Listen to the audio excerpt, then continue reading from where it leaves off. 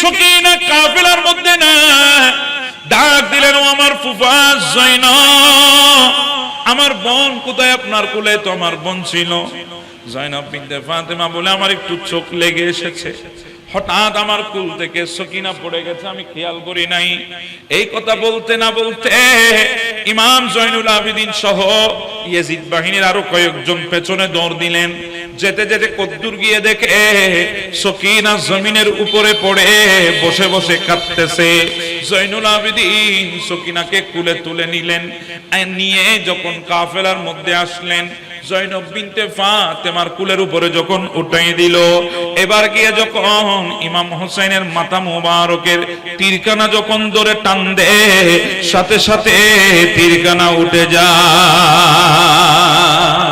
কাফেলা সামনের দিকে রওনা হয়েছে। যেতে যেতে যেতে সবাই ক্লান্ত হয়ে গেছে। হাউলি ডাক দিয়ে বলে, আমরা সামনে গিয়ে একটু বিশ্রাম নেব। গিয়ে দেখে একটা বড় খোলা ময়দান, ওই ময়দানের মাঝখানে একটা গাছ আছে, ওই গাছের চারিদিকে ইয়াজিদ বাহিনীরা ছায়ার মধ্যে বসেছে। আর আলে রাসূলদেরকে এরা ময়দানের মধ্যে রোদের মধ্যে বসিয়ে রেখেছে। এরা আলে রাসূলকে রোদের মধ্যে বসিয়েছে, কিন্তু এরা জানে না ময়দানের রোদ, দুনিয়ার রোদ এগুলো ক্ষণস্থায়ী, কিন্তু কিয়ামতের ময়দানের রোদ তো সবচাইতে বড় কঠিন। ওনাদেরকে বসিয়ে রেখেছে। তাদের মধ্যে তন্দ্রা চলে আসলো, চোখের মধ্যে ঘুম চলে আসলো। হঠাৎ করে যখন ঘুম ভাঙে, দেখে সন্ধ্যা নেমে আসতেছে। হাউলি ডাক দিয়ে বলে, সৈন্যরা রে, তাড়াতাড়ি উঠো, খোলা ময়দান আমাদের জন্য নিরাপদ নয়। আমাদেরকে সন্ধ্যা নেমে আসতেছে, তাড়াহুড়া করে রাত গভীর হওয়ার আগে আগে একটা নিরাপদ জায়গা দেখে আমাদেরকে অবস্থান করতে হবে। যাও তাড়াতাড়ি কাফেলাকে বাহনের উপরে তোলো। সবাই তাড়াহুড়া করে বাহনের মধ্যে উঠে গেল। ঘোড়া এবং ওট গুলা সামনের দিকে রওনা হয়ে গেল। হাউলি যেই ঘোড়ার মধ্যে আছে সেই ঘোড়াটা সবার আগে, তার হাতের মধ্যে ইমাম আলী মাকাম হোসেন আলাইহিস সালামের মাথা মুবারক আছে। ঘোড়া যখন সামনের দিকে যায়, কদ্দুর যাওয়ার পরে ঘোড়ার সামনে যায় না, দাঁড়িয়ে গেছে, আর কদম সামনের দিকে ফেলে না। হাউলি ডাক দিয়ে বলে, জয়নুল আবেদিন, আমি এত চেষ্টা করি ঘোড়াকে সামনে নিয়ে যেতে, ঘোড়া তো সামনের দিকে যাই না, কি হয়েছে দেখো, তোমার বোন তোমাদের সাথে আছে কিনা দেখো। জয়নুল আবেদিন গিয়ে দেখে ফুফার কুলের মধ্যে সকিনা নাই। ফুফা, আমার সকিনা কোথায়? বলে, সকিনাকে তো আমরা মনে হয় ফেলে এসেছি। আমরা তাড়াহুড়া করে সওয়ারির উপরে উঠতে গিয়ে সকিনার কথা ভুলে গেছি। তাড়াতাড়ি আবার কাফেলা পেছনে নিয়ে যাওয়া হলো। ময়দানের কিনারায় যখন কাফেলা গেল, জয়নব বিনতে ফাতেমা উট থেকে নেমে একটা দৌড় দিয়ে যেখানে বসেছে সেখানে যখন যায়, কাছাকাছি যখন হলো, হঠাৎ করে দেখতেছে সকিনাকে একজন মহিলা কুলের মধ্যে নিয়ে আলতো করে ঘুম পাড়িয়ে দে। জহরা কে লাল जिसी दम रुखसत हुई जहाँ से, पानी भी खूनो बहकर बरसात हो आसमां से। ज़हरा के लाल जिसी दम रुखसत हुई जहाँ से, पानी भी खूनो बहकर बरसात हुआ आसमां से। असग़र का क्या खता थे ए ज़ालिमों, बता दे, कब से तरफ रहा है पानी, ज़रा पिला दे, कब से तरफ रहा है पानी जरा पिला दे, असगर का क्या खता थे, ए ज़ालिमो बता दे, कब से तरफ रहा है पानी जरा पिला दे, प्यासा ही मिटे ना जाए, ये लाली अपनी माँ से, पानी भी खून बहकर बरसात हुआ से माँ से, ज़हरा के लाल जिसी दम रुखसत हुई जहाँ से, पानी भी खून बहकर बरसात हुआ से माँ से, जख्मों से चोरी था रंग में शब्बीर का बदन था, इब्ने अली का लाशा बेघोर बेकफन था, सजदों में सर कटाया, उफ तक न की जुबान से,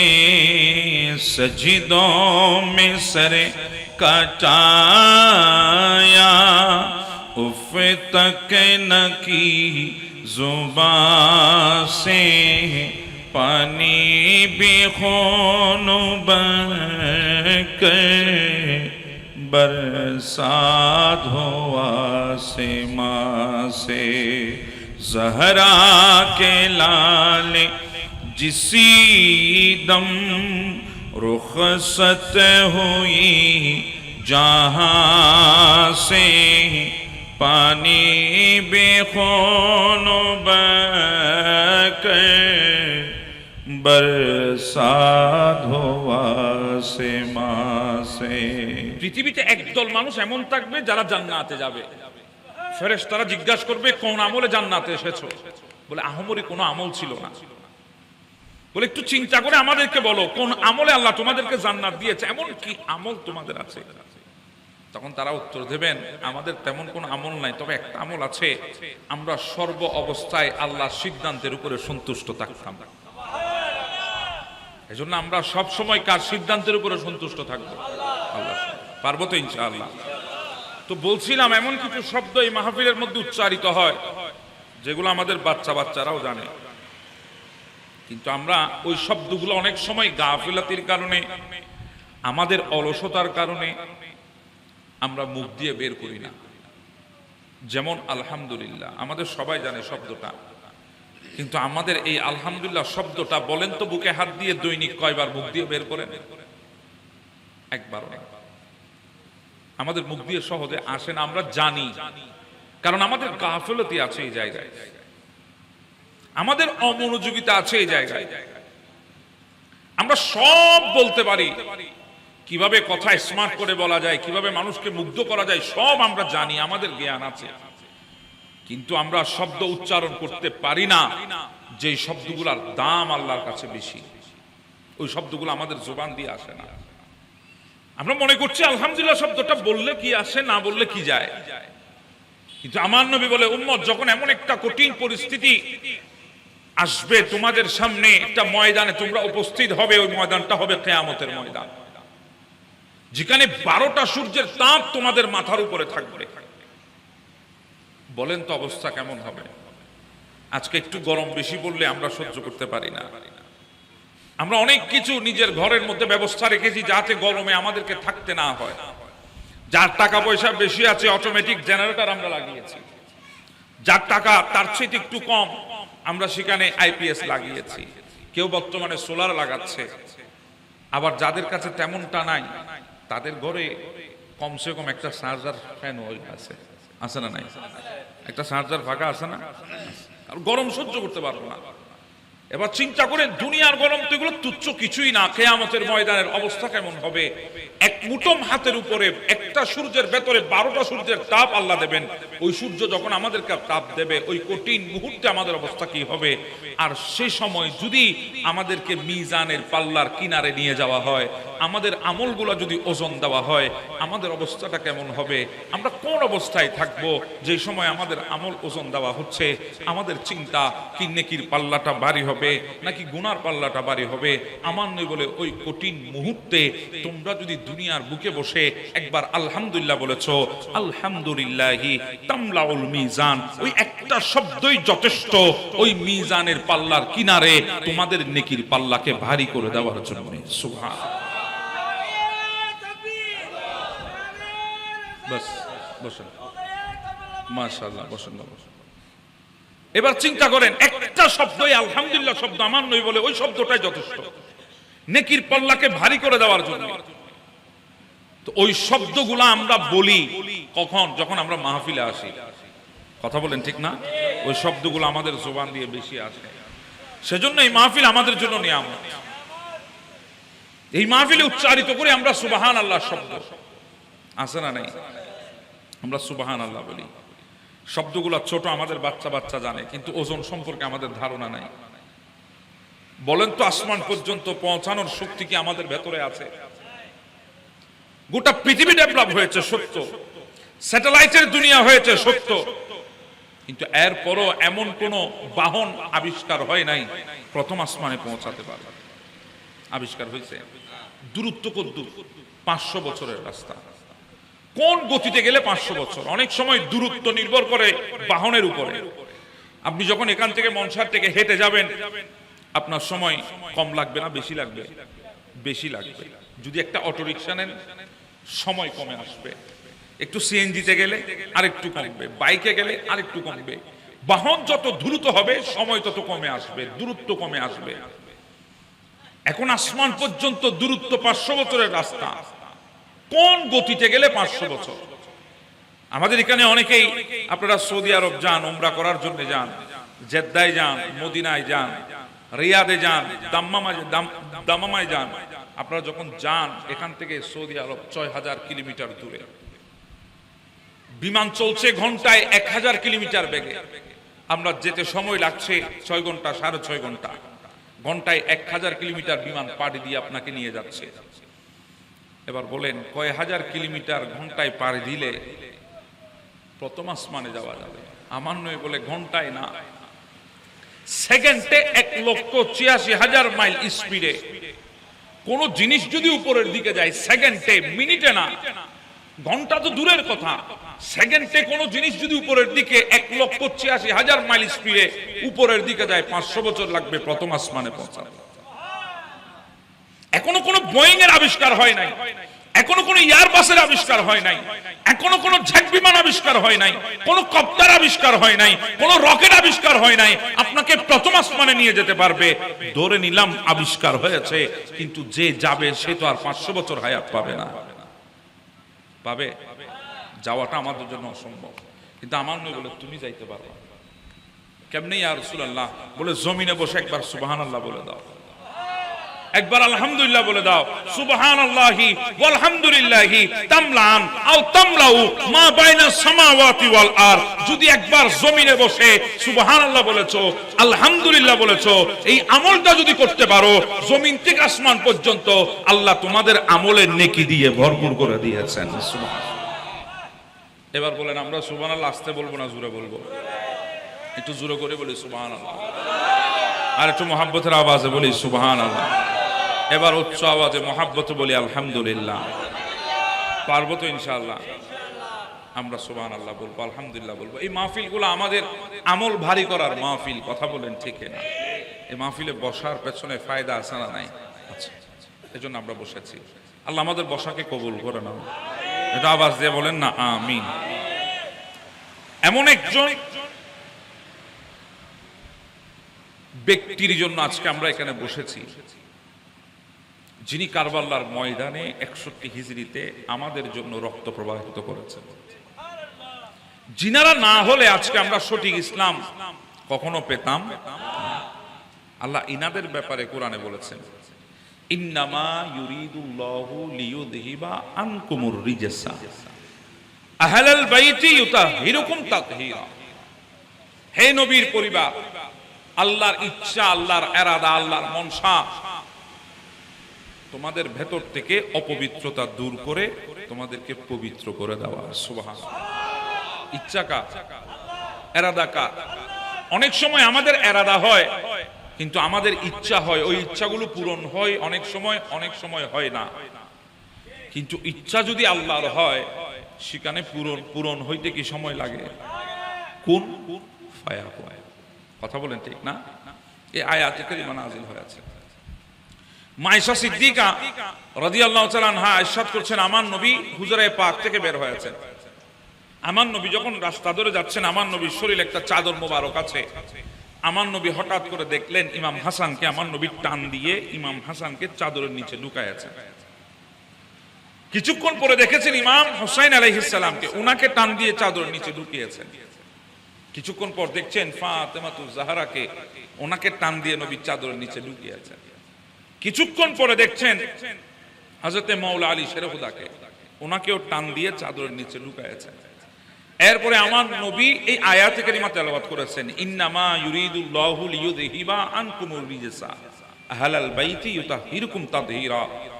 আমার নবী এই আয়াতে কারিমা তেলাওয়াত করে গোটা পৃথিবীর মানুষকে বুঝিয়ে দিয়েছেন, আল্লাহ যাদের থেকে অপবিত্রতা দূর করে বের করে দিতে চায়, যাদেরকে পবিত্র করতে চায়, তারাই হলো আমার এই কলিজার টুকরা হাসনাইনে কারিমাইন ফাতেমা এবং আলী। জোরে বলেন সুবহানাল্লাহ। ইনাদেরকে পবিত্র করেছেন কে? আল্লাহ। ইনাদেরকে আল্লাহ পবিত্র করেছেন।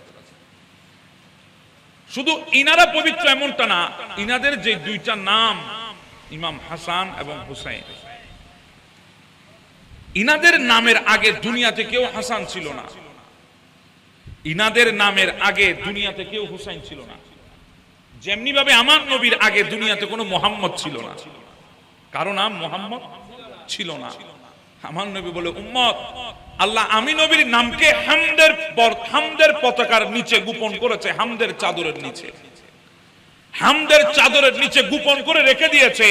আমি নবীর নাম যতক্ষণ মোহাম্মদ হয়ে আসি নাই আমি নবী, ততক্ষণ দুনিয়াতে কারো নাম মোহাম্মদ ছিল না। ঠিক তেমনি ভাবে হাসান এবং হুসাইন এই দুইটা নামকে আমার আল্লাহ হোসেনের পর্দার ভেতরে গোপন করে রেখেছে। ইমাম হাসানের আগে দুনিয়াতে কোনো হাসান ছিল না, ইমাম হুসাইনের আগে দুনিয়াতে কোনো হুসাইন ছিল না। একটা কথা চিন্তা করেন, ইনারা এমন এক পরিবারের সদস্য। আমাদের দেশে সচরাচর দুনিয়ায় সন্তান আসলে বাবা কানের মধ্যে আজান দেয়, সন্তান কানের মধ্যে আজান দেয়। কিন্তু হাসনাইনে কারিমাইন এরা যখন দুনিয়ায় এসেছেন, রাসূল করিম নিজের জুবানে পাক দিয়ে ইনাদের কানের মধ্যে আজান এবং ইকামত দিয়েছেন। চিন্তা করুন, দুনিয়ার বুকে আমরা যখন কোনো ফুল দেখি, আমরা ফুলগুলোর সুঘ্রাণ নেওয়ার চেষ্টা করি। কথা বলেন ঠিক না? ফুলগুলোর সুঘ্রাণ আমরা নিই। সুঘ্রাণ আমরা কিভাবে নিই? ফুলটা হাতে নিয়ে টান দিই। কথা বলেন ঠিক না? আমার নবীর কাছে যখন হাসনাইনে কারিমাইন আসতেন, আমার নবী দুইজনকে জড়িয়ে ধরে আমার নবী তাদের থেকে ঘ্রাণ নিতেন, এভাবে করে নিঃশ্বাস টান দিতেন। সুবহানাল্লাহ। আমার নবী বলতেন, দেখো আমার কুলে যাদেরকে দেখছো আমি সুঘ্রাণ নিচ্ছি, কারণ এরা দুনিয়ার ফুল না, এরা জান্নাতের ফুল। সুবহানাল্লাহ। দুনিয়ার ফুলের সুঘ্রাণের কিছু সময় থাকে, কিছু ডেট থাকে, কিন্তু এই জান্নাতি ফুলের সুঘ্রাণের কোনো সময়সীমা থাকে? এনারা আবাদুল আবাদ খুশবু ছড়াতে থাকে। কথা বলেন ঠিক না? আজকে যদি খুশবু যদি না ছড়াতো, তাহলে কারবাল্লা থেকে কখনো হুসাইনের আলোচনা বাংলার জমিনে আসতো না। কথা বলেন ঠিক না? ইয়েজিদিরা মনে করেছে ওই ফুলগুলোকে দাফন করে দিয়ে সুবাস বন্ধ করে দিয়েছে, কিন্তু না, এরা তো জান্নাতি ফুল, এদের সুবাস এমন ভাবে ছড়িয়েছে, এরা দুনিয়া থেকে হাসনাইনে কারিমাইনকে সরিয়ে দিলেও ইনাদের সুবাস গোটা পৃথিবীতে ছড়িয়ে পড়েছে। কথা বলবেন ঠিক না বেটা? হযরতে হুযায়ফা রাদিয়াল্লাহু তাআলা আমার নবীর সাহাবী, ওনার মা ওনাকে জিজ্ঞাসা করেছেন, বাবা রাসূলুল্লাহর দরবারে গিয়েছো কখন? বলে, মা দেরি হয়েছে, অনেক দেরি হয়েছে, আমি আল্লাহ নবীর দরবারে গিয়েছি। কি বলো, নবীর দরবারে গিয়েছো, দেরি হয়েছে? বলে, মা তুমি যদি অনুমতি দাও তাহলে আজকে যেতে চাই, মাগরিব আর এশাটা রাসূলুল্লাহর পেছনে পড়তে চাই। সুবহানাল্লাহ। দেখেন ইনাদের তাকদীর, ইনাদের তাকদীর দেখেন, ইনারা ইচ্ছা করলে রাসূলুল্লাহর পেছনে একটাদা করে নামাজ পড়তে পারতেন। হায় আল্লাহ, আমাদের ইচ্ছা আছে, তামান্না আছে, কিন্তু আমরা আজ চাইলেও আমরা সেটা পারি না। তবে হ্যাঁ, সহি একদিন সময় আসবে, কিয়ামতের ময়দান হবে, আমরা তত্তর করে কাঁপবো, আমাদের অন্তরে টেনশন থাকবে, চিন্তা থাকবে, কি হবে আমাদের, আমরা কি বাম হাতের মালিক হব নাকি ডান হাতের মালিক হব, আমলনামা কি ডান হাতে আসবে নাকি বাম হাতে আসবে, চিন্তা থাকবে, টেনশন থাকবে, আমাদের সমস্ত কিছু আমাদের কাছে আজকে মিথ্যা মনে হবে। ঠিক ওই মুহূর্তে যখন সাহারা বেসাহারা হয়ে ওই হাসরের ময়দানে দাঁড়িয়ে থাকবো, ঠিক ওই সময় আমার নবী যদি ডাক দেন, উম্মত দাঁড়িয়ে আছো কেন, আসো আমার সাথে, আমি নবী তোমাকে জান্নাতে নিয়ে যাব, আল্লাহর কসম ওই শব্দটা যদি একবার কানের মধ্যে আসে, আমাদের জিন্দেগিতে আর কোনো পাওয়া থাকবে না। কথা বলেন ঠিক না বেঠিক? আমাদের আর কোনো চাওয়া থাকবে না, আমাদের কোনো পাওয়ার আর অবশিষ্ট থাকবে না। আমাদের হৃদয়ে একটা তামান্না নিয়ে আমরা বেঁচে আছি, কিয়ামতের ময়দানে রাসূলুল্লাহ আমাদেরকে ডাক দেবে। কথা বলেন ঠিক না? কিন্তু আমাদেরকেও তো রাসূলুল্লাহর সামনে দাঁড়ানোর মতো পরিবেশ সৃষ্টি করতে হবে, করতে হবে না? কারণ আমাদের শর্মিন্দা অনেক, আমরা কোন মুখটা নিয়ে রাসূলুল্লাহর সামনে দাঁড়াবো? আমরা তো অনেক শর্মিন্দা গুনার জন্য, আল্লাহ রাসূলের তরিকা ছেড়ে দেওয়ার জন্য। কোন মুখটা নিয়ে আল্লাহ নবীর সামনে দাঁড়াবো একবার চিন্তা করেন, কোন জায়গা থেকে আল্লাহ নবীর সামনে দাঁড়াবো একবার চিন্তা করেন। তারপরও রাসূলুল্লাহ তো রাহমাতুল লিল আলামিন, যদি রাসূলুল্লাহর দয়া হয় তাহলে আমরা ওই কিয়ামতের ময়দানে পার হতে পারি। কথা বলেন ঠিক না? নাহলে পার হওয়ার কোনো সুযোগ নাই। এজন্য আমি আজকে আপনাদেরকে একটা কথা বলতে চাই, পৃথিবীকে বদলানোর আগে নিজেকে বদলান। পৃথিবীকে বদলানোর আগে নিজেকে বদলান। আজ আমরা সমাজকে দোষ দিই, আজ আমরা রাষ্ট্রকে দোষ দিই, আমরা সময়কে দোষ দিই, আমরা মানুষকে দোষ দিই, কিন্তু কখনো হৃদয়ের দরজায় কড়া নেড়ে আমরা জিজ্ঞাসা করি নাই নিজেদের ভেতরে কতটুকু আলো আছে। কথা বলেন, নিজেদের ভেতরে কতটুকু আলো আছে? নিজেদের চরিত্র মানুষকে আল্লাহর দিকে ডাকে নাকি দূরে ঠেলে দেয়? আমরা চাই পৃথিবী সুন্দর হোক, কিন্তু আমাদের মুখের ভাষা কঠিন।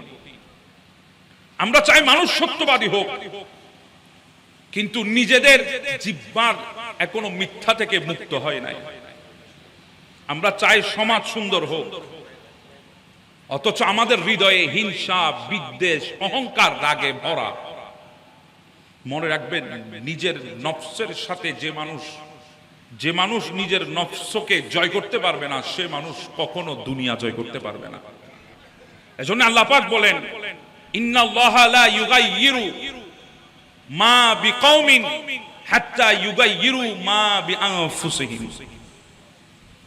নিশ্চয় আল্লাহ তাআলা ওই জাতির অবস্থা পরিবর্তন করে না যতক্ষণ না তারা নিজেদেরকে পরিবর্তন করে।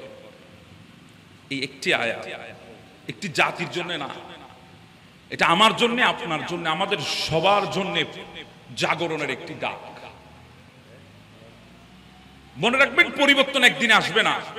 আমরা আজকে এখানে বসেছি, আমরা পরিবর্তনের আশায় তো বসেছি। কথা বলেন ঠিক না?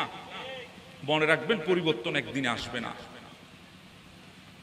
পরিবর্তন আসবে একটি তওবা থেকে, পরিবর্তন আসবে সৎ নিয়ত থেকে, পরিবর্তন আসবে নিজের ভুল স্বীকার করার সাহস থেকে। যদি আমরা একটি গীবত যদি ছেড়ে দিই, একটি মিথ্যা যদি ছেড়ে দিই, একটি হারাম দৃষ্টি থেকে যদি চোখ ফিরিয়ে নিই, একটি মানুষের হৃদয় ভাঙা যদি বন্ধ করে দিই, তাহলে আমাদের পরিবর্তনের যাত্রা শুরু হয়ে গেছে।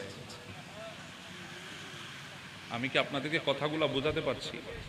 আমরা পরিবর্তন আমাদেরকে হতে হবে, পরিবর্তন ছাড়া আমাদের কোনো উপায় নাই, কোনো উপায় নাই আমাদের। আজকে আমাদের ইয়কিন করতে হবে আমরা পরিবর্তন হব, নিজেকে পরিবর্তন করব। অন্যের ভুল নিয়ে ব্যস্ত মানুষ কখনো বড় হয় না, নিজের ভুল নিয়ে ব্যস্ত মানুষই আল্লাহর প্রিয় হয়ে ওঠে। আমরা যখন প্রতিদিন আয়নার সামনে দাঁড়িয়ে আমাদের চেহারাটা ঠিক করি, আয়নার সামনে দাঁড়িয়ে আমরা আমাদের চেহারা ঠিক করি, কিন্তু হৃদয়ের আয়নার সামনে দাঁড়িয়ে কবে নিজের চরিত্র ঠিক করেছি? আর যদি আমরা গীবত ছেড়ে দিই, অহংকার যদি ভেঙে ফেলি, মানুষকে ক্ষমা করতে যদি শিখি, মানুষের জন্য যদি দোয়া করতে শিখি, তাহলে পরিবর্তনের প্রথম ইটটা বসানো হবে। একটা কথা মনে রাখবেন, আপনার সন্তান আপনার কথা যতটা শুনবে তার চাইতে বেশি আপনার চরিত্র অনুসরণ করবে। সমাজ আপনার বক্তব্য যতদূর শুনবে তার চাইতে বেশি আপনার আমলকে মূল্যায়ন করবে। আর আমার আল্লাহ আপনার দাবিকে যতদূর দেখবেন তার চাইতে বেশি আপনার অন্তরের পরিবর্তনকে দেখবেন। এজন্য মানুষকে বদলানোর আগে নিজে বদলান, নিজেকে বদলান। সমালোচনার ভাষা নয়, সংশোধনের ভাষা শিখেন। আমরা ঘৃণা নয়, আমরা ভালোবাসা ছড়াবো। আমরা অভিযোগ করব না, আমরা আমলকে বাড়াবো। আমরা মানুষের অন্ধকার নিয়ে আমরা চিন্তা করব না, নিজের হৃদয়ের ভেতরে ঈমানের প্রদীপটা আমরা জ্বালাবো। আজকে অঙ্গীকার করেন, যদি নিজেকে পরিবর্তন করতে পারেন তাহলে নিজের দৃষ্টিকোণ পরিবর্তন হবে, দৃষ্টিকোণ পরিবর্তন হলে পরিবার পরিবর্তন হবে, পরিবার পরিবর্তন হলে সমাজ পরিবর্তন হবে, সমাজ পরিবর্তন হলে রাষ্ট্র পরিবর্তন হবে। আর যদি রাষ্ট্র পরিবর্তন হয় তাহলে ওই পরিবর্তন আসবে আমাদের হৃদয় থেকে। কথা বলেন ঠিক না? আমাদেরকে পরিবর্তন হতে হবে। আমরা যতক্ষণ পরিবর্তন হব না ততক্ষণ আমাদের আশেপাশে সবগুলা কখন আমরা পরিবর্তন করতে পারবো? আজকে আমাদের মুখের মধ্যে অন্যের গীবত নিয়ে আমরা বসে থাকি, আবার আমরাই চাই সমাজটা পরিবর্তন হোক। ভাই আমার একবার কথা বলেন, আপনি যে মানুষটার সমালোচনা করতেছেন, যে মানুষটার ব্যাপারে আপনি গীবত করতেছেন, আমার একটা বার বলেন, আপনি ওই মানুষটার গীবত দোকানে না বসে যদি সৎ উদ্দেশ্য যদি আপনার থাকতো, আপনার যদি সৎ বুদ্ধি থাকতো, ভেতরে যদি আপনার হিংসা না থাকতো, তাহলে আপনি অবশ্যই কি করতেন? ওই মানুষটাকে ডেকে ওই মানুষটাকে সংশোধন করে দিতেন। আপনি নিজেও চান না ওই মানুষটা পরিবর্তন হোক, আপনি নিজেও চান না নিজেকে পরিবর্তন করতে। আপনি তো গীবত করে শুধুমাত্র সমাজে ফিতনা ছড়াচ্ছেন। কথা বলেন ঠিক না? আপনি অপবাদ দেন মানুষের চরিত্র নিয়ে, অথচ নিজের চরিত্রের কোনো খবর নাই। আপনি অপবাদ দেন মানুষকে আজকে ঘায়েল করার জন্য, আপনি সমালোচনা করেন মানুষের সম্মান হানি করার জন্য, কিন্তু আপনি জানেন না আপনি কত বড় গুনার মধ্যে লিপ্ত হয়েছেন। ক্ষতি কারো হবে না, নিজের ক্ষতি নিজে করতেছেন। ক্ষতি কারো আসবে না, নিজের ক্ষতি নিজে করবে। একটা কথা মনে রাখবেন, কাউকে হিংসা করে কখনো নিজে সফল হওয়া যায় না। যে পর্যন্ত হিংসা করেছে সেই মানুষটাই ধ্বংস হয়েছে। সেজন্য হিংসা করে কোনো লাভ নাই। আপনি পরিবর্তন হওয়ার চেষ্টা করেন। কোনো মানুষের ভুল দেখলে ডেকে তাকে কানে কানে বলে সংশোধন করাই দেন। মানুষের সামনে বলতে যাবেন না। যদি আজকে আপনি দুনিয়াতে একটা মানুষের ভুলকে যদি গোপন রাখতে পারেন, কিয়ামতের ময়দানে মনে রাখবেন আমার আল্লাহ আপনার হাজার ভুলকে গোপন রেখে দেবে। একটু জোরে বলেন না সুবহানাল্লাহ। মনে কি কষ্ট পেয়েছেন আমার কথায়? পরিবর্তন আমাদের হতে হবে। আল্লাহ আমাদেরকে পরিবর্তন হওয়ার তৌফিক দান করে দাও, আমাদের অন্তরকে পরিশুদ্ধ করার তৌফিক দান করে দাও, আমাদের চিন্তাকে দ্বীনের জন্য খাটানোর ব্যবস্থা করে দাও। একটু জোরে বলেন না আমি। আমাদের আজকে অনেক ভাইয়েরা ফুটবল দেখতেছে, ব্রাজিল আর্জেন্টিনার খেলা আজকেও আছে না? ওই যে টেমসয় জানে, ওই সব খনা জানের তো সন জিতে বই চাইলেও দেখছো না, জানেন আল্লাহ বুঝিবে তৌফিক দাও। আজকেও আছে। একটা সমস্যা কি জানেন আমাদের? আমরা খেলাধুলা এগুলো আমাদের বিনোদনের কেন্দ্র, কিন্তু এই বিনোদন করতে গিয়ে আমরা আমাদের গায়রত হারিয়ে ফেলেছি। আমরা আমাদের গায়রত হারিয়ে ফেলেছি। আপনি দেখেন, আমি আপনাকে না দেখতে বলবো না, কারণ আমি হাজারো যদি আপনাকে না দেখতে বলে আপনি মানবেন না, আপনি দেখবেন তারপরও। আর আমাদের এই সমাজ তো সেই সমাজ যেই সমাজের নেতারা সমাজের মানুষকে নিয়ে জনগণকে নিয়ে মসজিদে যাইতে না পারলেও জনগণকে নিয়ে টিকিট ওই ফুটবল খেলার পর্দায় বসতে পারে। কথা বলেন ঠিক না? এটা তো সেই সমাজে আমরা আছি। তো এখন যদি আমি আপনাদেরকে বলি না দেখার জন্য, আপনারা একজনও মানবেন না, দেখবেন, দেখেন, আমি না দেখতে আপনাদেরকে বলবো না, দেখেন, কিন্তু নিজের গায়রত বিসর্জন দিয়ে এই ফুটবল খেলা দেখার কোনো অর্থ নাই। কথা বলেন ঠিক না? আপনি চিন্তা করেন, আমি ফুটবল খেলা দেখতেছি, অথচ এই ফুটবল খেলাকে কেন্দ্র করে আমাদের মধ্যে হানাহানি, বিভেদ সৃষ্টি, ভাইয়ে ভাইয়ে মারামারি, রক্তপাত, এগুলো কতটুকু আমাদের গায়রত নষ্ট হলে, আমাদের চিন্তাধারার মধ্যে কতটুকু গাফিলতি হলে, আমরা কতটুকু চিন্তার মধ্যে নর্দমায় ডুবে থাকলে এই ধরনের কার্যকলাপগুলো আমরা করতে পারি। একবার চিন্তা করেন কি অবস্থা আজকে আমাদের মধ্যে চলতেছে। এদিন দেখলাম এই আর্জেন্টিনার ব্রাজিলের বিবাদে একজনকে মারি ফেলছে, আছে না? আপনি কার জন্য, আপনি কার জন্য কাকে মারতেছেন? আপনি কার জন্য কাকে মারতেছেন? আরে ভাই, আপনি একবার চিন্তা করে দেখেছেন ফুটবল বিশ্বকাপের উদ্বোধনীয় যে দৃশ্যটা ছিল বড় মর্মান্তিক ছিল। আমি আর্টিকেল পড়েছি, আমি পত্রিকায় দেখেছি, ওখানে তারা বাল দেবতা নামে একজন দেবতাকে উপস্থাপন করেছে, যেই দেবতার বিশ্বাসী যারা, তারা বিশ্বাস করে ওই দেবতা একমাত্র খুশি হয় মানুষকে বলি দিলে। সিংহলা একটা দৃশ্য আপনারা দেখেন নাই? মাথার মধ্যে কি আছে? সিং আছে, এটাকে বলা হয় বাল দেবতা। এদের বিশ্বাস হলো এই দেবতা খুশি হবে বলি দিলে, মানুষ বলি দিলে খুশি হয়, না হলে কখনো খুশি হয় না।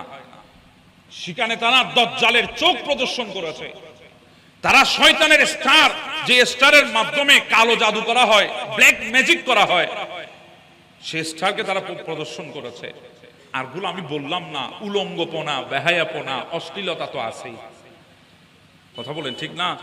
আপনি এদের জন্য নিজের ভাইকে মারছেন, এদের জন্য নিজের দেশের মানুষকে মারছেন, এদের জন্য নিজের দেশের মানুষের বিরুদ্ধে দাঁড়াচ্ছেন। এবার চিন্তা করেন আপনার ভেতরে কতটুকু অধঃপতন হয়েছে, আপনি কতটুকু অপদার্থ, নিজেকে চিন্তা করেন।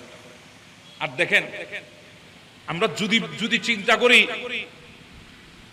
আমাদের অনেকে বলে মুহররম মাস, তারা কি জানে মুসলমানের মুহররম মাস খেলা ফেলেছে? আমরা অনেকে বলি, অথচ আপনি জানেন না এদের গভীর ষড়যন্ত্র আছে এখানে। আমাদের চাইতে আমাদের বিষয়ে তারাই ভালো জানে। আমরা অনেক সময় অনেক বিষয় জানি না, কিন্তু তারা ভালো করে জানে। এজন্য মুসলমানের ত্যাগের মহিমার মাস এই মুহররমুল হারামে তারা ওই ফুটবল খেলা দিয়ে মুসলমানের সন্তানগুলাকে আহলে বাইত রাসূলের মহব্বত থেকে দূরে রেখে দিয়েছে। আমরা মনে করছি এরা জানে না। ভাই, এরা সব জানে। তুমি চিন্তাও করতে পারবে না, তোমাকে নিয়ে আমাকে নিয়ে যত রিচার্জ তাদের আছে আমাদেরও নাই। চিন্তা করে দেখে খেলাগুলা কিন্তু ফেলেছে ফজরের ওয়াক্তে, তাহাজ্জুদের টাইমে। এবার আপনি চিন্তা করেন, আপনি খেলা দেখতেছেন, তাহাজ্জুদ চলে যাচ্ছে, আপনি খেলা দেখছেন, ফজর চলে যাচ্ছে। এই খেলার জন্য আপনি দুনিয়া ছেড়ে দিয়েছেন, এই খেলার জন্য আল্লাহ দিন ছেড়ে দিয়েছেন। এবার বলেন কিয়ামতের ময়দানে আল্লাহর কাছে কিভাবে দাঁড়াবেন? যদি আল্লাহ বলে বান্দা তোকে হায়াত দিয়েছিলাম, ইবাদত করেছো, যদি বলেন না করতে পারি নাই, কি জন্য করতে পারি নাই, সেদিন কি আর বলার সুযোগ আছে আর্জেন্টিনার আর ব্রাজিলের জন্য করতে পারি নাই? সুযোগ আছে? আল্লাহ পাক আমাদেরকে বুঝার তৌফিক দান করুন। রাগ করেছেন আপনারা? হযরত হুযায়ফা, মা আমি আজকে যাব, মাগরিব এবং এশাটা আমি রাসূলুল্লাহর পেছনে আদায় করব। হুযায়ফা অনুমতি নিয়ে চলে আসলেন। মাগরিবও আমার নবীর পেছনে আদায় করেছেন, এশাও আমার নবীর পেছনে আদায় করেছেন। আদায় করার পর আমার নবী যখন মসজিদে নববী থেকে বের হয়ে আমার নবী যখন আস্তে আস্তে করে রাস্তা দিয়ে হেঁটে যাচ্ছেন, হুযায়ফা বলে চারিদিকে গুটগুটে অন্ধকার, আমিও নবী পাক আলাইহিস সালামের পেছনে পেছনে কদম ফেলে ফেলে হাঁটছি। এমন ভাবে কদম ফেলছি যাতে আমার কদমের শব্দ আমার নবীর কানে না যায়। নিঃশ্বাসটাও চিন্তা করে আমি ফেলছি, আমার নবীর সামনে, আমি পেছনে, কিন্তু আমার নবী পেছনেও তাকায় নাই, আমার কোনো শব্দও শুনে নাই, নিঃশ্বাসের শব্দও নবীর কানে যায় নাই। হঠাৎ করে আমার নবী বলে উঠলেন, আমার পিছনে কে? হুযায়ফা নাকি? আমি দৌড় দিয়ে নবীর সামনে গেলাম, ইয়া রাসূলুল্লাহ, হ্যাঁ আমি হুযায়ফা। আমার নবী বলে, আমি তোমার জন্য দোয়া করছি, তোমার মায়ের মাগফিরাতের জন্য দোয়া করছি।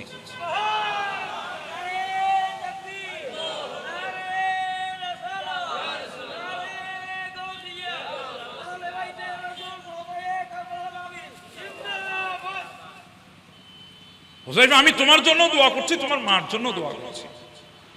হুযায়ফা তুমি কি কাউকে দেখেছো আমার সাথে কথা বলতে?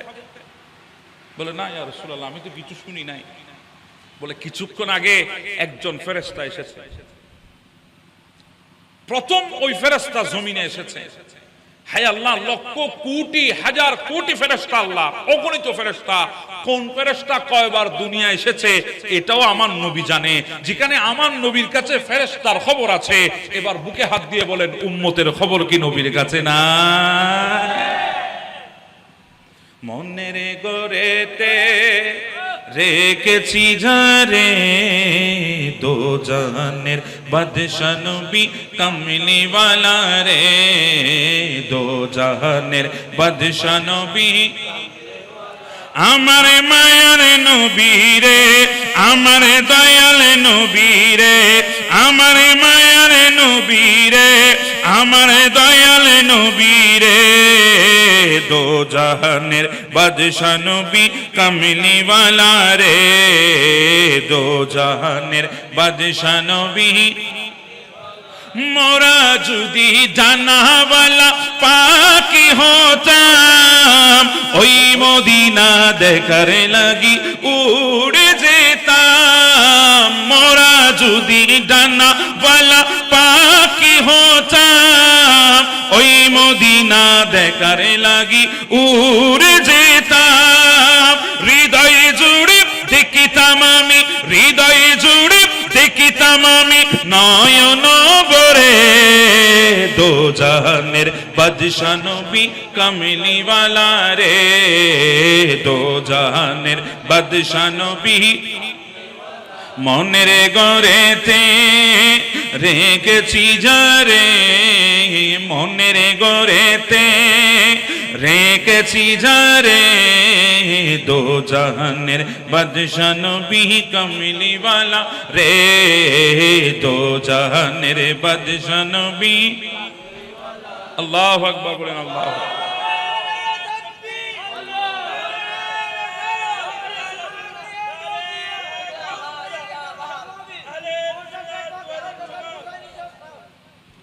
ফেরেশতার খবর আমার নবী জানে। কে কতবার দুনিয়ায় এসেছে সে খবর আমার নবীর কাছে আছে। হুযায়ফা এমন একজন ফেরেশতা আজকে এসেছে, সে দুনিয়ার জমিনে প্রথম এসেছে। সে আসছিল আমার কাছে, আল্লাহ ডাকলার কাছে গিয়েছেন অনুমতির জন্য। আল্লাহ আমাকে অনুমতি দিন, আমি একবার জমিনে যাব। আমি তো কখনো জমিনে যাই নাই।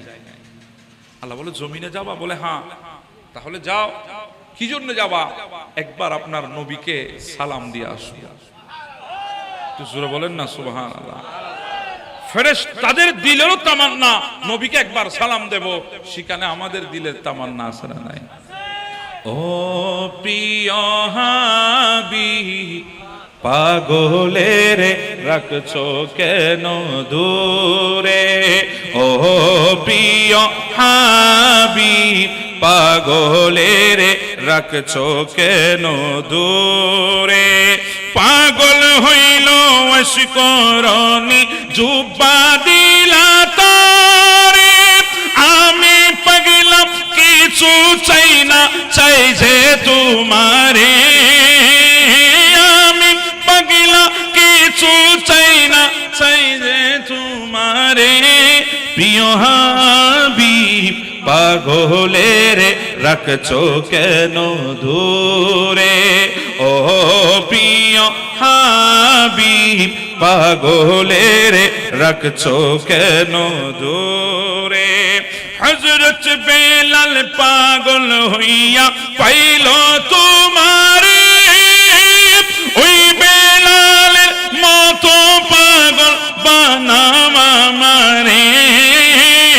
ওই বেলালের মতো পাগল বানাও আমারে।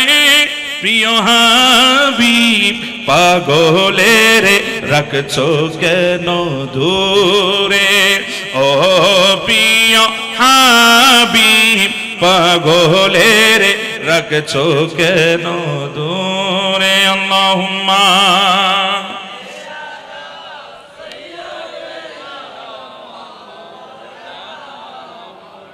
ওয়া আলা আলি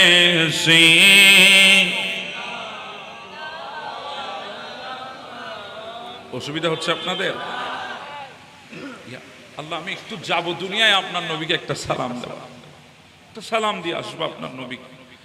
আল্লাহ বলে ঠিক আছে যাও, তবে যাবে যখন একটা সুসংবাদ নিয়ে যাও। হুযায়ফা, ওই ফেরেশতা এসেছে যখন আসমানের দরজা খুলেছে, আমি নবী আসমানের দরজা খোলার আহাট শব্দ পর্যন্ত আমি নবী কানে শুনেছি। দূরত্ব কদ্দূর? 500 বছর। দূরত্ব কদ্দূর? 500 বছরের রাস্তায় দূরত্ব। যদি ফেরেশতা আসমানের দরজা খুলে, আমার নবী আহাট শব্দ, দরজার শব্দ, দরজা খোলার শব্দ যদি নবীর কানে শুনে, এবার বলেন মনসার টেকে বসে সিলেট মাজার জিয়ারত কাফেলার মাহফিলে, মনসার টেক পাক পঞ্জাতন হোসাইনীদের মাহফিলে আমরা রাসূল করিমের উপর সালাম দিচ্ছি, 6000 কিলোমিটার দূরে আমার নবী মদিনায় বসে শুনতে পাই না? আমাদেরকে বুঝার তৌফিক দান করুন। ফেরেশতা এসেছে, হুযায়ফা সুসংবাদ নিয়ে এসেছে, 2টা সুসংবাদ। আমাকে এসে বলেছে ইয়া রাসূলুল্লাহ, আপনাকে সালাম দেওয়ার জন্য এসেছে। আমি সালাম নিলাম। এরপরে বলেছে ইয়া রাসূলুল্লাহ, আল্লাহ সুসংবাদ পাঠিয়েছে, আপনার কলিজার টুকরা কন্যা ফাতেমাতুজ জোহরা, ওনাকে আমার আল্লাহ জান্নাতের তরুণ যুবক যুবতীদের সরদারিনী বানিয়েছেন। এরপরে 2 নম্বর সুসংবাদ, আল হাসান ওয়াল হুসাইন সাইয়্যিদা শাবাবে আহলিল জান্নাহ, আমার আল্লাহ হাসান এবং হুসাইনকে জান্নাতি যুবকদের সরদার বানিয়ে দিয়েছেন। সুবহানাল্লাহ। সুসংবাদ নবীর কাছে এসেছে। এবার বলেন হাসনাইনে কারিমাইনকে জান্নাতি দুনিয়া থেকে ঘোষণা হয়েছে নাকি আসমান থেকে ঘোষণা হয়েছে? ইনাদেরকে আসমান থেকে ঘোষণা এসেছে ইনাদের জন্য। ইনাদেরকে জান্নাতের সরদারিয়ত দুনিয়া থেকে মেলে নাই। কোত্থেকে মিলেছে? আল্লাহর পক্ষ থেকে এসেছে। অসুবিধা হতো না? আয়সাস করে দিন, আসমান থেকে এসেছে ওনাদের সরদারিয়তের ব্যাপারে। এবার বলেন আমরা যাদেরকে ইমাম মেনেছি, যাদেরকে মোহাব্বত করেছি, এদের সাথে রিশতা কি দুনিয়ায় শেষ হয়ে যাবে নাকি কিয়ামতের ময়দানেও থাকবে? আমার নবী বলে উম্মত শোনো, দুনিয়ার এমন কোন সম্পর্ক নাই যে সম্পর্ক কিয়ামতের ময়দানে টিকবে। বাবার সাথে ছেলের সম্পর্ক ছিন্ন হয়ে যাবে, মায়ের সাথে মেয়ের সম্পর্ক ছিন্ন হয়ে যাবে, বাপ বেটার সম্পর্ক ছিন্ন হয়ে যাবে, দাদা নানার সম্পর্ক ছিন্ন হয়ে যাবে। পৃথিবীর বুকে যত গোষ্ঠীর রিশতা আছে, বংশের নাতা আছে, সবগুলা ছিঁড়ে যাবে, সম্পর্ক ছিন্ন হয়ে যাবে। কিন্তু আমার আহলে বাইতের সাথে যারা সম্পর্ক রাখবে, এই সম্পর্ক কিয়ামতের ময়দানেও থাকবে, জান্নাতেও থাকবে। আমরা যাদেরকে মহব্বত করি, এদের সাথে সম্পর্ক আমাদের কিয়ামতের ময়দানেও থাকবে। এজন্য আমরা বড় ভাগ্যবান, আমরা রাসূল করিমের আওলাদকে মহব্বত করতে পেরেছি। কথা বলেন ঠিক না? আপনাদের অসুবিধা হচ্ছে কথাগুলো শুনতে? বলক নামে একটা শহর আছে দুনিয়াতে, বলক। ওই শহরের মধ্যে দুর্ভিক্ষ দেখা দিয়েছে। আমাদের বাংলাদেশেও স্বাধীনতার পরে একটা সময়ে আমাদের দেশেও দুর্ভিক্ষ দেখা দিয়েছে। কথা বলেন ঠিক না? বলক শহরেও দুর্ভিক্ষ দেখা দিয়েছে। মানুষ বলক থেকে তার পার্শ্ববর্তী দেশ সমরকান্দের মধ্যে পাড়ি জমানো শুরু করেছে। আমাদের পার্শ্ববর্তী দেশ হচ্ছে ভারত, মায়ানমার। কথা বলেন ঠিক না? এগুলো আমাদের পার্শ্ববর্তী দেশ। বলকের পার্শ্ববর্তী দেশ ছিল সমরকান্দ। ওই বলক থেকে মানুষ সমরকান্দের মধ্যে চলে আসতেছে, সমরকান্দে ঝুঁকতেছে মানুষ। সমরকান্দে যখন চলে আসতেছে, আস্তে আস্তে একটা নবী পাক আলাইহিস সালামের আওলাদের একটা পরিবার, আওলাদ রাসূল, এনারাও বলক থেকে সমরকান্দে এসেছে। কারণ ওখানে দুর্ভিক্ষ দেখা দিয়েছে, খানা নাই, ওখানে খাবারের জন্য কোনো জিনিসপাতি নাই, সেজন্য দুর্ভিক্ষের কারণে ওনারা পার্শ্ববর্তী দেশে চলে এসেছে। ওই নবী পাকের আওলাদের পরিবারে একজন মহিলা ছিল, 3 জন ছোট কন্যা ছিল, 4 জনের এই পরিবার। এখানে কোনো পুরুষ ছিল না। আহলে রাসূলের ওই সৈয়দ জাদি ওই মহিলা ওই সন্তানগুলাকে মসজিদের পাশে, তৎকালীন জামানায় মসজিদের পাশে কিছু মুসাফিরখানা থাকতো, এখনো আরবের মধ্যে আছে মসজিদের পাশে মুসাফিরখানা। মানুষ সেখানে মুসাফির যারা সেখানে বিশ্রাম নেয়, সেখানে পানীয় থাকে, সেখানে খেজুর থাকে, যেগুলো ফ্রিতে দেওয়া হয় মুসাফিরদেরকে। তৎকালীন জামানায় সমরকান্দ এমন একটা পরিবেশ ছিল, সেখানে আহলে রাসূলের ওই ছোট কন্যাদেরকে ওখানে রেখে ওই সৈয়দ জাদি বের হয়েছেন সমরকান্দে কোনো একজন প্রভাবশালী মানুষের কাছে গিয়ে একটু কিছু সাহায্যের জন্য। সমরকান্দের মানুষ একজন হাজী সাহেবের কথা বারবার করে বলছেন, বলে আমাদের এখানে একজন হাজী সাহেব আছে, বড় দানবীর মানুষ, বড় দানবী, তাকে গিয়ে বললে হয়তো আপনাকে একটু সহযোগিতা করবে। ওই সৈয়দ জাদি মনে বড় আশা নিয়ে ওই হাজী সাহেবের ঘরে গিয়েছেন, উপস্থিত হয়েছেন, দেখছেন সত্যি মানুষ আসছে ওনার কাছে, উনি মানুষকে দিচ্ছেন যদ্দূর পারছেন, সহযোগিতা করছেন। সৈয়দ জাদি অপেক্ষা করলেন, আস্তে আস্তে একজন একজন করে বিদায় করে শেষমেশ সৈয়দ জাদি ছাড়া আর কেউ ছিল না। ডাক দিয়েছেন, হাজী সাহেব, মা আপনি কে, কোত্থেকে এসেছেন? আগে তো আপনাকে সমরকান্দের মধ্যে দেখি নাই। বলে হ্যাঁ, আমি সমরকান্দের অধিবাসী নয়, আমি বলকের অধিবাসী। আমাদের ওখানে দুর্ভিক্ষ দেখা দিয়েছে, আমি ওখান থেকে এখানে পাড়ি জমিয়ে এসেছি, আপনার কাছে এসেছি কিছু সহযোগিতার জন্য। বলে মা আপনাকে তো চিনি নাই, আপনার পরিচয় বলেন। বলে আমি হচ্ছি রসুলের পাকের আওলাদ। সুবহানাল্লাহ। ওই হাজী সাহেব বলে আপনি যে রসুলের আওলাদ, এর প্রমাণ কি? এটার কোনো প্রমাণ আছে আপনি যে রসুলের আওলাদ? তখন ওই সৈয়দ জাদির চোখের কোনায় পানি জমে গেছে। বলে না, আপনাকে দেওয়ার মতো কোনো প্রমাণ, কোনো সাজারা এই মুহূর্তে আমার কাছে নাই, আমার কাছে কোনো প্রমাণ নাই। আজকে আপনাকে আমি প্রমাণ দিতে পারবো আমি রসুলের আওলাদ। অসুবিধা নাই, আপনি আমাকে দেবেন না, ঠিক আছে, এটা বলে দিলেও হতো। এভাবে না বলে, এ কথা বলে উনি ওড়না দিয়ে নিজের চোখের পানি মুছে ওখান থেকে বের হয়ে গেছেন। বের হওয়ার সময় বলেছেন, আল্লাহ আপনার ভালো করুক, কারণ আলে রসুল কখনো কোনো সময় কাউকে বদদুয়া করে না। আরে বাবা, আমি যদি আপনাদেরকে বলি আপনারা হয়রান হবেন। হযরত জয়নুল আবেদিন আলিউল আওসাদ যাকে বলা হয়, যার নাম হচ্ছে আলী আওসাদ, যার উপাধি হচ্ছে জয়নুল আবেদিন, ইনি কারবাল্লা থেকে আসার পরে মদিনার আমান নবীর হেরমের বাহিরে নির্জন এলাকায় একটা বাড়ি করেছেন। সেই বাড়িটা এখনো মদিনাতেই ভাই আছে, একটা বাড়ি করেছেন। সেখানে উনি দিন রাত ইবাদতের মধ্যে মগ্ন ছিলেন। যখন ওইদিকে কুফার মধ্যে মুখতার সখফি যখন হুকুমত কায়েম করেছে, আলে রসুলের সাথে কারবালার ময়দানে যারা জুলুম করেছে সমস্ত জালেমদেরকে যখন ধরে ধরে কতল করা হচ্ছে, তখন আমর বিন সাদ কিংবা শিমুর জিল জৌসান, দুইজনের কথা আছে, হয়তো আমর বিন সাদ না হলে শিমুর জিল জৌসান, ওনারা কুফা থেকে পালিয়ে মদিনায় চলে এসেছে। আস্তে আস্তে ইমাম জয়নুল আবেদিনের ঘরের চৌকাটে উপস্থিত, জানে না এটা যে ইমাম জয়নুল আবেদিনের ঘর। দরজায় আঘাত করেছে, ইমাম দরজা খুলে দিয়েছেন। দরজা খুলে দেওয়ার পর বলছেন, দেখার পর ইমাম জয়নুল আবেদিনকে দেখে ওই মানুষের ভিতরে রূহ নাই। আচ্ছা বলেন, যে মানুষ কারবালার ময়দানে উনার ভাই, উনার বাবা, উনার চাচা, উনার চাচাতো ভাই, উনার কলিজার টুকরা ছোট ভাই,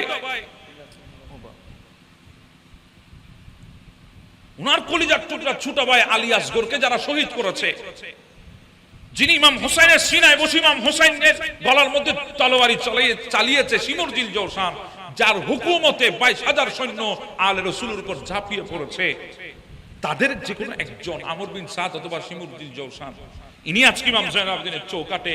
ইনি যখন দেখেছেন দরজা যিনি খুলেছেন উনি ইমাম জয়নুল আবেদিন, বলেন ইনার হৃদয়ের মধ্যে পানি আছে।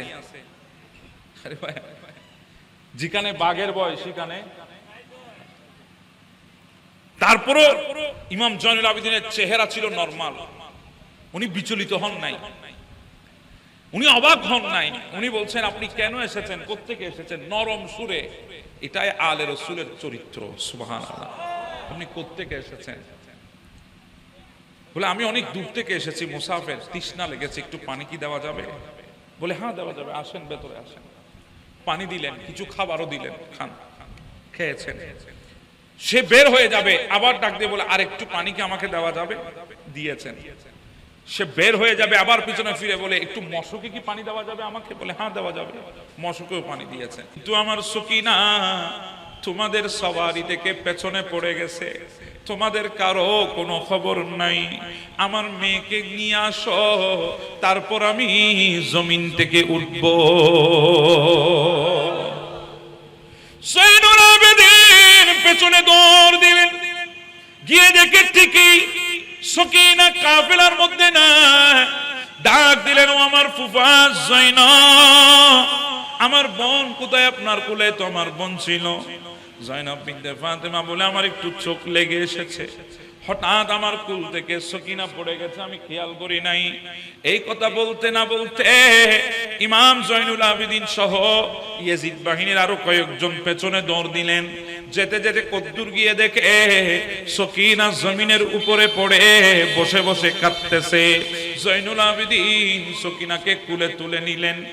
নিয়ে যখন কাফেলার মধ্যে আসলেন, জয়নব বিনতে ফাতেমার কুলের উপরে যখন উঠাই দিল, এবার গিয়ে যখন ইমাম হোসেনের মাথা মোবারকের তীরকানা যখন ধরে টান দে, সাথে সাথে তীরকানা উঠে যায়। কাফেলা সামনের দিকে রওনা হয়েছে। যেতে যেতে যেতে সবাই ক্লান্ত হয়ে গেছে। হাউলি ডাক দিয়ে বলে, আমরা সামনে গিয়ে একটু বিশ্রাম নেব। গিয়ে দেখে একটা বড় খোলা ময়দান। ওই ময়দানের মাঝখানে একটা গাছ আছে। ওই গাছের চারিদিকে ইয়াজিদ বাহিনীরা ছায়ার মধ্যে বসেছে। আর আলে রাসূলদেরকে এরা ময়দানের মধ্যে রোদের মধ্যে বসিয়ে রেখেছে। এরা আলে রাসূলকে রোদের মধ্যে বসিয়েছে, কিন্তু এরা জানে না ময়দানের রোদ, দুনিয়ার রোদ এগুলো ক্ষণস্থায়ী, কিন্তু কিয়ামতের ময়দানের রোদ তো সবচাইতে বড় কঠিন। ওনাদেরকে বসিয়ে রেখেছে। তাদের মধ্যে তন্দ্রা চলে আসলো, চোখের মধ্যে ঘুম চলে আসলো। হঠাৎ করে যখন ঘুম ভাঙে দেখে সন্ধ্যা নেমে আসতেছে। হাওলি ডাক দিয়ে বলে, সৈন্যরা রে, তাড়াতাড়ি উঠো, খোলা ময়দান আমাদের জন্য নিরাপদ নয়। আমাদেরকে সন্ধ্যা নেমে আসতেছে, তাড়াহুড়া করে রাত গভীর হওয়ার আগে আগে একটা নিরাপদ জায়গা দেখে আমাদেরকে অবস্থান করতে হবে। যাও তাড়াতাড়ি কাফেলাকে বাহনের উপরে তোলো। সবাই তাড়াহুড়া করে বাহনের মধ্যে উঠে গেল। ঘোড়া এবং ওট গুলা সামনের দিকে রওনা হয়ে গেল। হাউলি যেই ঘোড়ার মধ্যে আছে সেই ঘোড়াটা সবার আগে। তার হাতের মধ্যে ইমাম আলী মাকাম হোসেন আলাইহিস সালামের মাথা মুবারক আছে। ঘোড়া যখন সামনের দিকে যায়, কদ্দুর যাওয়ার পরে ঘোড়ার সামনে যায় না, দাঁড়িয়ে গেছে, আর কদম সামনের দিকে ফেলে না। হাউলি ডাক দিয়ে বলে, জয়নুল আবেদিন, আমি এত চেষ্টা করি ঘোড়াকে সামনে নিয়ে যেতে, ঘোড়া তো সামনের দিকে যাই না। কি হয়েছে দেখো, তোমার বোন তোমাদের সাথে আছে কিনা দেখো। জয়নুল আবেদিন গিয়ে দেখে ফুফার কুলের মধ্যে সকিনা নাই। ফুফা, আমার সকিনা কোথায়? বলে, সকিনাকে তো আমরা মনে হয় ফেলে এসেছি। আমরা তাড়াহুড়া করে সওয়ারির উপরে উঠতে গিয়ে সকিনার কথা ভুলে গেছি। তাড়াতাড়ি আবার কাফেলা পেছনে নিয়ে যাওয়া হলো। ময়দানের কিনারায় যখন কাফেলা গেল, জয়নব বিনতে ফাতেমা উট থেকে নেমে একটা দৌড় দিয়ে যেখানে বসেছে সেখানে যখন যায়, কাছাকাছি যখন হলো, হঠাৎ করে দেখতেছে সকিনাকে একজন মহিলা কুলের মধ্যে নিয়ে আলতো করে ঘুম পাড়িয়ে দে। জয়নব বিনতে ফাতিমা ডাক দিয়ে বলে, মা, আশেপাশে কোনো বসতি নাই, আশেপাশে কোনো ঘরবাড়ি নাই, কোনো গ্রাম নাই, আপনি কোত্থেকে এসেছেন?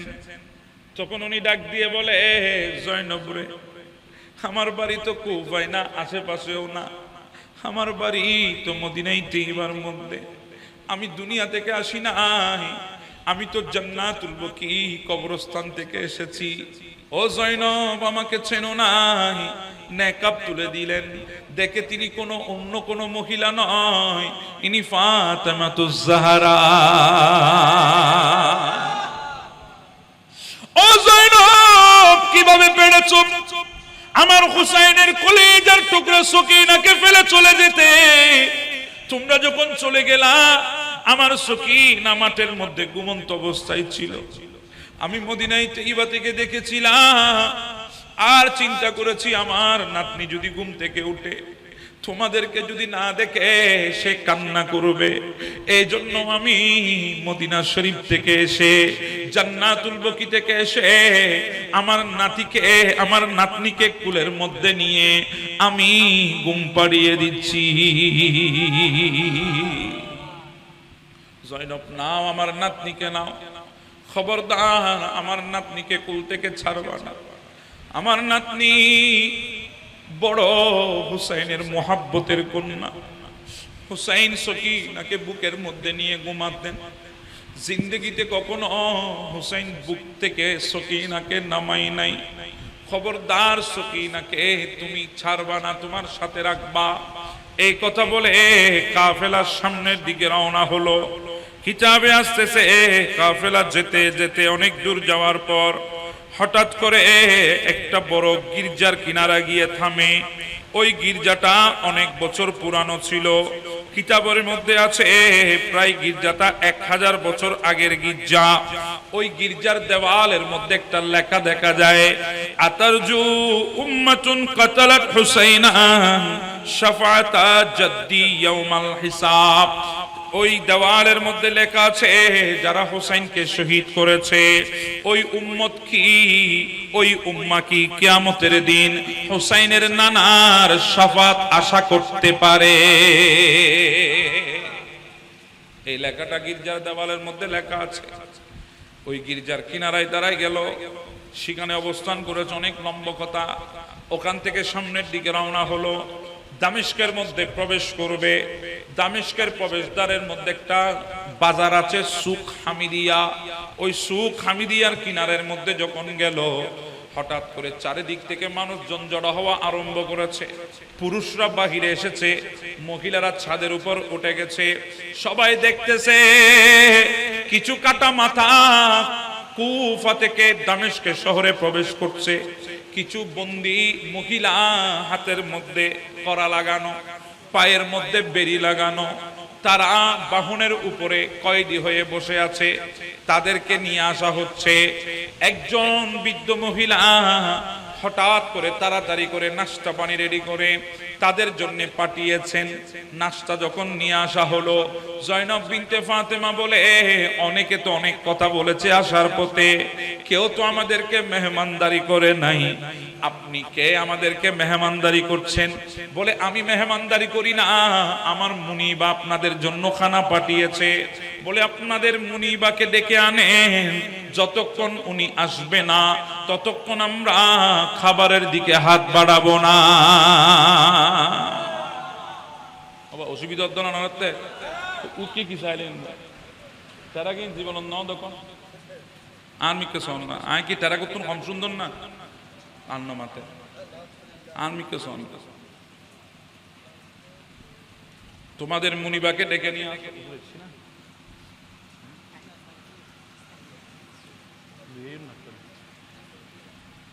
তোমাদের মুনিবা মহিলাকে ডেকে আনো। ওই বৃদ্ধ মহিলা আসলেন, গুজু দিয়ে হাতের মধ্যে লাঠি, সোজা হয়ে দাঁড়াতে পারে না। এসে ডাকবে, মা আমি আপনাদের জন্য খানা পাঠিয়েছি। বলে, আপনি কে, আপনার পরিচয় কি? বলে, মা আমি হাবশের একজন রাজকুমারী ছিলাম। একদিন হঠাৎ আমার কানে কে এসে বলেছে দুনিয়ার বুকে আল্লাহর পেয়ারা নবীর আগমন হয়েছে। আল্লাহর পেয়ারা মাহবুব নবী পাক আলাইহিস সালামের আগমন হয়েছে। ওনার সিরত শুনে, ওনার সুরতের বর্ণনা শুনে আমি আর নিজেকে সামলাতে পারি নাই। বাবাকে বলে রাজত্ব ছেড়ে দিয়েছি, মসনদ ছেড়ে দিয়েছি, রাজকুমারী থেকে নিজেকে বঞ্চিত করে নিয়েছি। আস্তে আস্তে সিরিয়ার মধ্যে আসলাম, ওখানে বসতি শুরু করলাম।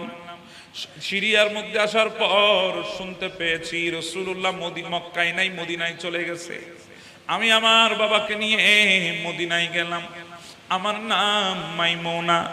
আমি মদিনায় যখন আল্লাহর নবীর দরবারে উপস্থিত হয়েছি, আমি গিয়ে দেখি আল্লাহর নবী মদিনায় নাই।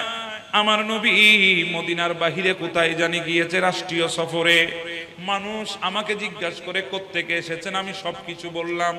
কেন এসেছেন? আমি নবী পাকের কলমা পড়ার জন্য এসেছি। তাহলে দেরি কেন? আল্লাহর নবী না থাকলে কি হবে? আল্লাহর নবীর কলিজার টুকরা কন্যা ফাতেমাতুজ জাহরা তো আছে। ওই কয়েদি মহিলা, আমি গেলাম মা ফাতেমার ঘরে। আমি কি দেখেছি, কি দেখলাম? আল্লাহর কসম, আমি আমার জীবনে সর্বপ্রথম আসমানের চাঁদকে জমিনে দেখেছি। ডর করে হন না সুবহানাল্লাহ। আসমানের চাঁদ কোথায় দেখেছি? জমিনে দেখেছি। আমি নিজেকে আর মানাতে পারলাম না। আমি ওনার হাতে হাত দিয়ে কলমা পড়লাম। আমার নবী ওয়াপস মদিনায় এসেছেন, আমাকে ডেকেছেন, আমি গেলাম। আমার নবী আমার সমস্ত কথা শুনেছেন। আমি চাঁদি বানাতে পারতাম। এই কথা যখন আমি আমার নবীকে বললাম, আমার নবী আমার নাম দিয়েছে ফিজ্জা। আমার নবী আমার নাম যখন ফিজ্জা দিলেন, আমার নাম মাইমুনা মুছে গেছে। দুনিয়া আমাকে ফিজ্জা নামে চিনেছে। আমি আমার বাবাকে বলি, বাবা আমি আর সিরিয়ায় যাব না, বাকি জীবন মদিনায় থাকবো। মা ফাতেমার খেদমত করে জিন্দেগি শেষ করব। এইভাবে যখন নিজের জীবন অতিবাহিত করছি, ও কয়েদি মহিলা, আমার মা ফাতেমার 3 জন সন্তান ছিল। হাসান ছিল, হোসেন ছিল, জয়নব ছিল। আমি তাদেরকে নিয়ে খেলাধুলা করতাম। হঠাৎ একদিন আসমান অন্ধকার হয়ে গেছে। দুনিয়া সূর্য হারিয়ে ফেলেছে, আলো হারিয়ে ফেলেছে, কারণ আল্লাহর পয়গম্বর দুনিয়া থেকে বিদায় হয়ে গেছে। এই কথাটা শোনার সাথে সাথে গোটা দুনিয়ার মানুষ পাগল পারা হয়ে গেছে। আল্লাহর নবীর ইন্তেকাল আমার মা ফাতেমা সহ্য করতে পারে নাই, এমন ভাবে কান্না শুরু করেছে। কাঁদতে কাঁদতে কাঁদতে নবীর বিরহে 6 মাসের মাথায় আমার মা ফাতেমা যখন দুনিয়া থেকে চলে যায়, সাকারাতের বিছানায় যখন পড়ে যায়, আমি ডাক দিয়ে বলেছি, মা আপনি যদি মদিনায় না থাকেন আমি আর মদিনায় থাকবো না। আমি আমার বাড়ি সিরিয়ায় দামেস্কে চলে যাব। মা আপনি আমাকে একটু ওসিয়ত করেন। ওই দিন আমার মা ফাতেমা ডাক দিয়ে বলেছে, ফিজ্জা রে, আমি তোমাকে একটা ওসিয়ত করতেছি, জিন্দেগিতে যদি কোনো কয়েদি মহিলা দেখো তাহলে তাদেরকে একটু মেহমানদারি করবা। ও কয়েদি মহিলা, আমি আল্লাহর দরবারে শুকর আদায় করি, এতদিন হায়াত হয়েছে, জানি না কখন দুনিয়া থেকে চলে যাব, কিন্তু আজ পর্যন্ত আমি আমার মা ফাতেমার ওসিয়ত পালন করতে পারি নাই। আজকে যখন আপনাদেরকে দেখেছি, সাথে সাথে আমার মায়ের ওসিয়তের কথা মনে পড়েছে। আমি আপনাদের জন্য খানা নিয়ে এসে আমার মা ফাতেমার ওসিয়ত পূরণ করেছি।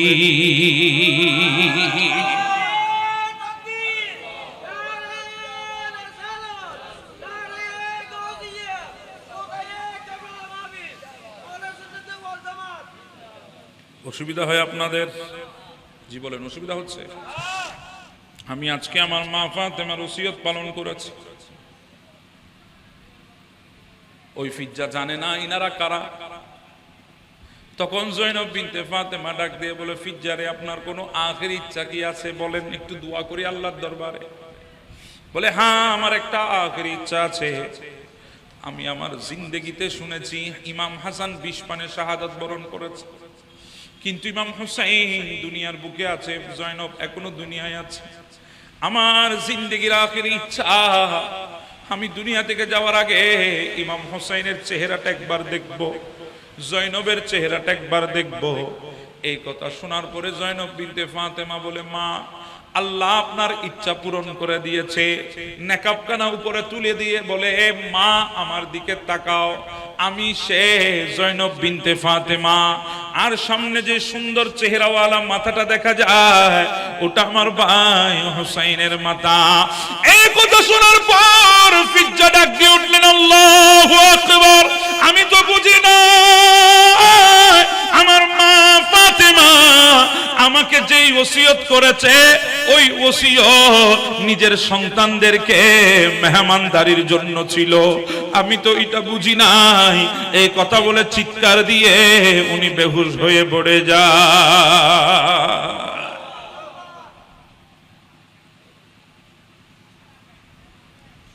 উনি একজন হাবশের রাজকুমারী থেকে শুধু আহলে বাইতের মোহাব্বতের খাওয়ার কারণে আজকে গোটা দুনিয়া ফিজ্জার তারিফ আর প্রশংসা করে। এবার চিন্তা করেন, আমাদের হৃদয়ে যদি আহলে বাইতের মোহাব্বত থাকে, আমাদের দাম কমবে না বাড়বে? জি বলেন, কমবে না বাড়বে?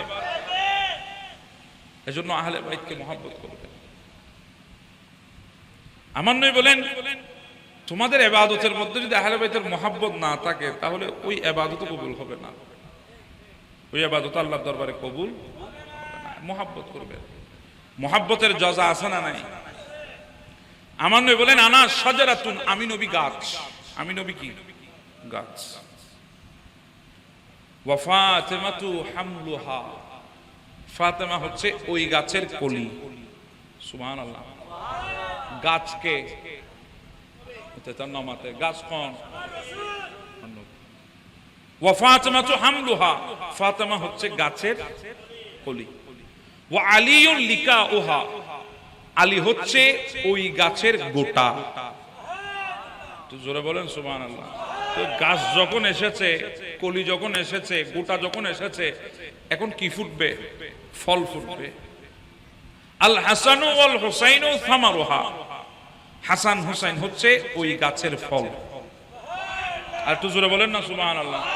আমার নবী বলে, আমি গাছ, গাছের কলি হচ্ছে ফাতেমা, গাছের গোটা হচ্ছে আলী, আর ওই গাছের ফল হচ্ছে ইমাম হাসান এবং। এবার গাছের একটা জিনিসের অভাব আছে, সেটা কি? পাতার অভাব। কিসের অভাব? পাতা। তো পাতারও দরকার আছে না নাই?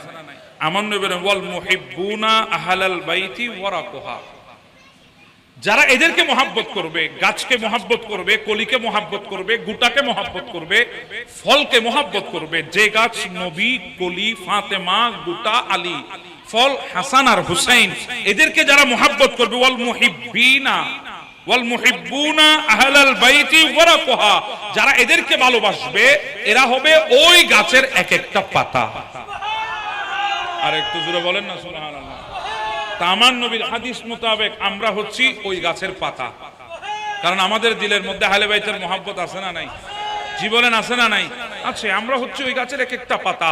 আর যখন গাছের পাতা আপনি হবেন, হুম ফিল জান্নাতি হাক্কা হাক্কা, তখন ওই গাছের পাতা, আমার নবী বলছেন, ওই গাছের প্রত্যেকটা পাতা হবে জান্নাতি। সুবহানাল্লাহ। আর একটু জোরে বলি সুবহানাল্লাহ। ওই গাছের পাতা সবাই কি হবে? জান্নাতি হবে। আল্লাহ আমাদেরকে আহলে বাইতকে মহব্বত করার তৌফিক দান করুন। তো মহব্বত কি মুখে দাবি করবেন? জি বলেন, মুখে দাবি করবেন? ইমাম দুনিয়া থেকে যাচ্ছেন, নামাজের কথা বলেছেন? নামাজের কথা ইমাম বলেছেন? বলেন না। ইমামের যাওয়াটাও ছিল সিজদার উপরে। কিসের উপরে?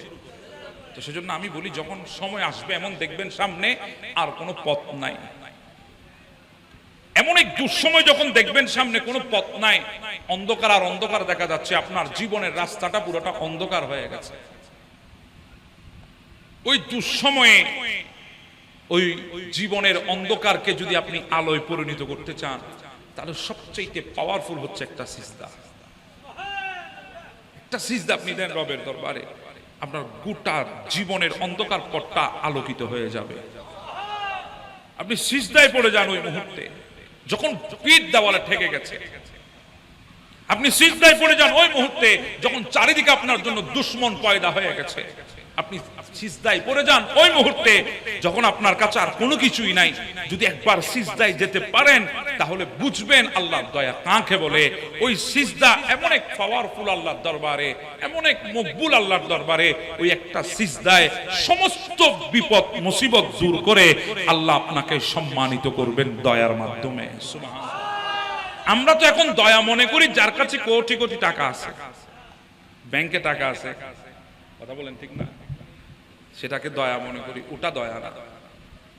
দয়া হলো এমন একটা সময় আসবে যে সময় আপনার দেওয়ালটা পিঠটা দেওয়ালে ঠেকে আছে, আপনার সামনে যাওয়ার কোনো রাস্তা নাই, ঠিক ওই মুহূর্তে এমন একটা সাহায্য আপনার কাছে আল্লাহ পাঠাবেন যেটা মুহূর্তে আপনাকে ওই মুসিবত থেকে উদ্ধার করে নিয়েছে। এটাকে বলা হয় আল্লাহর দয়া। এটাকে কি বলা হয়? আল্লাহর দয়া। এজন্য আল্লাহর দয়া পেতে হলে আমাদেরকে বিচ্ছেদ রবের সাথে না, বিচ্ছেদ কার সাথে না? রবের সাথে বিচ্ছেদ না, বরঞ্চ ফজরের নামাজটা আদায় করে শয়তানের সাথে বিচ্ছেদ ঘটান। পারবেন তো ইনশাআল্লাহ? রবের সাথে বিচ্ছেদ ঘটায়েন না ভাই। ফজরটা পড়েন, দেখবেন শয়তানের সাথে আপনার আপনা আপনি বিচ্ছেদ ঘটে গেছে। আপনি জোহরে দাঁড়িয়ে যান, শয়তান পালিয়ে গেছে। আপনি আসরে দাঁড়িয়ে যান, শয়তান বহু দূরে চলে গেছে। আপনি মাগরিবে দাঁড়িয়ে যান, দেখবেন শয়তান আপনার পাশেও আসে না। আপনি এশায় দাঁড়িয়ে যান, শয়তান আপনার থেকে মুখ ফিরিয়ে নিয়েছে। কারণ যখন বান্দা রবের সাথে সম্পর্ক গড়ে, তখন সবচাইতে বিচ্ছেদ ঘটে শয়তানের সাথে। কথা বলেন ঠিক না? এজন্য রবের সাথে না, শয়তানের সাথে বিচ্ছেদ ঘটা। আজকে তো আমরা ঘুমের মধ্যে পড়লে আর উঠতে পারি না। কথা বলেন ঠিক না? সারা রাত মোবাইল গুতাইতেছি, ফজরের আগে আগে আছে না? অনেকে আছে ফজরের আজান শুনলে মোবাইল বন্ধ করে কেতা দেয়, মনে হয় এটা আজান, ঘুমের আজান। কিসের আজান? যুবক, তুমি ঘুম থেকে, ঘুমের বিছানা থেকে উঠে যদি মসজিদে আসতে না পারো, যুবক তুমি যদি ঘুমের বিছানা থেকে উঠে যদি মসজিদে আসতে না পারো, তাহলে কবর থেকে উঠে জান্নাতে যাওয়ার আশা তুমি ছেড়ে দাও। এই আশা তোমার রাখার দরকার নাই, তুমি ছেড়ে দাও এই আশা। তুমি এই আশা রাখার কোনো প্রয়োজন নাই। তুমি সামান্য ঘুমের বিছানা থেকে উঠে রবের দরবারে হাজিরা দিতে পারো না, তুমি কেমনে ভেবে নিলা কবর থেকে তুমি জান্নাতে যাবে? সেজন্য বলছি আপনাদেরকে, নিজেকে নামাজের প্রতি ধাবিত করে সম্পর্ক ওখানে মজবুত হয়। আমি একটা কথা বলে শেষ করি। আমরা যখন রবের দরবারে সিজদা দিই, আমরা কি বলি? সুবহানা রাব্বিয়াল। আমরা মনে করছি আমরা শুধু বলতেছি, আমাদেরকে কেউ জবাব দিচ্ছে না, অথচ আমাদেরও জবাব আসতেছে, কানে শুনতেছি না। কারণ কানের পবিত্রতা হারিয়ে ফেলেছি মানুষের গীবত শুনতে শুনতে। কানের পবিত্রতা হারিয়েছে আমার যুবক ভাইয়েরা। এই কানের মধ্যে কি জানি কি ঢুকিয়ে দিয়ে সারা রাত গান বাজনা শুনে শুনে। কিন্তু কান তো আল্লাহ মকবুল বান্দাদেরও ছিল। জায়গা যদি মাইজবান্ডার পুকুর হয়, আর যদি বক্ত যদি রাঙ্গুনিয়ার কুদালা পাহাড় হয়, ওখান থেকে ডাক দিলেও এখানে কানে শুনতো। কারণ ইনারা নিজের কানকে পবিত্রতার হেফাজত করেছে। এজন্য আমার গোসে পাক বলছে, দুনিয়ার পূর্ব অঞ্চল থেকে যদি আমি যদি পশ্চিম অঞ্চলে থাকি, আমার মুরিদ যদি পূর্ব অঞ্চলে থাকে, ওখান থেকে যদি আমাকে ইয়া গৌস আল মদদ বলে যদি ডাক দিতে পারে, আমি ওখান থেকে সাহায্যের হাত বাড়িয়ে দিতে পারি। তো এখান থেকে ওখানে শুনে কেন ওই বাস ইয়া গৌস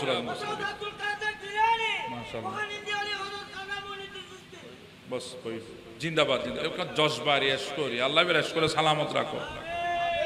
কেন ডর করে আমিন খন না, ওনারা তো কইন না পাইতে লাগবে নিবে কত দিবে, কেন সাহস জানার দরকার নাই না। বুড়ো মানুষ, আল্লাহ বের যাচাই খায়ের দান করো। জোরে বলে না আমিন। আমিন বললে কি আমাদের টাকা যাবে? আমরা এমন বান্দা, মানুষের জন্য দোয়াও করতে পারি না, আবার মানুষের কাছে দোয়া চাই। কথা বলেন ঠিক না? আর কেন আমিনও করি না ভাই, তারা মনে করেন আশেপাশে যদি আমিন থাকিবে গুস হইলি ইয়া মনে করতে পারলাম।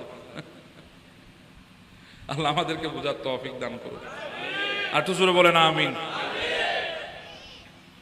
তো বলছিলাম আমি আপনাদেরকে, কানের পবিত্রতা আমরা নষ্ট করে দিয়েছি, আমরা হারিয়ে ফেলেছি। অথচ আমাদের প্রত্যেকটা নামাজের শব্দ, এগুলার উত্তর আল্লাহ দিচ্ছেন আমাদেরকে। আমরা যখন বলছি সিজদায় গিয়ে সুবহান, সুবহান রাব্বিয়াল আলা, একটা একটা শব্দ যখন বলছি সুবহান, আমরা জমিনে বলতেছি সুবহান, মনসাদ ত্যাগ কেন্দ্রীয় জামে মসজিদে বসে বলছি সুবহান, সিজদায় পড়ে আমার আল্লাহ ডাক দিয়ে বলে সাব্বাহতানি ইয়া আবদি। আমি বলছি সুবহান, আমার আল্লাহ ডাক দিয়ে বলছে সাব্বাহতানি ইয়া আবদি। বান্দা তুই আমার পবিত্রতার ঘোষণা দিচ্ছিস, বান্দা তুই আমার পবিত্রতার কথা বলছিস, বান্দা তুই আমার পবিত্রতার ঘোষণা দিচ্ছিস। এই ফেরেশতা সাক্ষী থাক, আমার বান্দা আমার পবিত্রতার ঘোষণা দে। আর আমার বান্দা আমার পবিত্রতার ঘোষণা দিয়ে নিজে অপবিত্র থাকবে, সেটা হতে পারে না। সাব্বাহতুক, আমি আল্লাহ তোকে পবিত্র বানিয়ে দিয়েছি। বাবা কথা কইতে বস, বস বস বেগুন তো হাত ডইলে দিয়ে দিব না, তাহার ফরজি ভাই গোটা না তোর সমুদ্র, তাহার হতে না আয় তো না তোর নালা না কষ্ট ফেলালো না রাত্রে।